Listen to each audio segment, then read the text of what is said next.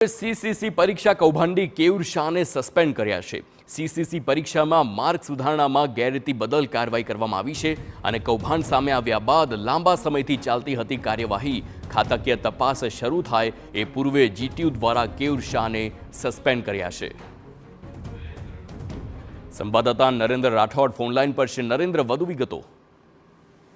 સરકારી ભરતી માટે અથવા તો જે ઓલરેડી સરકારી કર્મચારીઓ છે એમને સમયાંતરે સીસીસીની જે પરીક્ષા છે એ આપવાની હોય છે ને એ પરીક્ષામાં ચાહે ગુજરાત યુનિવર્સિટીમાં કૌભાંડના આક્ષેપો થયા હોય કે પછી જીટીયુ દ્વારા જે પરીક્ષા લેવામાં આવે છે એમાં પણ કૌભાંડ થયા હોવાને અથવા તો ગેરરીતિ આચરવામાં આવી હોવાના આક્ષેપો થયા હતા અને આ આક્ષેપો બાદ છેલ્લા ઘણા સમયથી કામગીરી ચાલી રહી હતી અને એમાં કેયુર શાહને સસ્પેન્ડ કરવા માટેનો એક મહત્વપૂર્ણ નિર્ણય જીટીયુ દ્વારા લેવામાં આવ્યો છે। કારણ કે જે આક્ષેપો થયા હતા એ મુજબ કેયુર શાહ જે ફાઇનલ માર્ક્સ આવેલા હોય જે પરીક્ષાર્થી છે એને એમાં ફાઇનલ માર્ક્સમાં સુધારો કરી આપતા હતા અને આર્થિક વ્યવહારો કરતા હોવાની બાબત સામે આવી હતી અને આ જ બાબતને ધ્યાનમાં રાખીને જીટીયુ દ્વારા એમને સસ્પેન્ડ કરવા માટેનો એક મહત્વપૂર્ણ નિર્ણય લેવામાં આવ્યો છે। નિર્ણય એટલા માટે પણ લેવામાં આવ્યો છે કે આગામી થોડા દિવસોમાં એમની સામે ખાતાકીય તપાસની શરૂઆત થવાની છે અને ખાતાકીય તપાસમાં કોઈ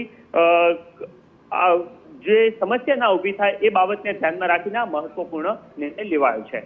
બિલકુલ નરેન્દ્ર, સમગ્ર માહિતી બદલ આભાર।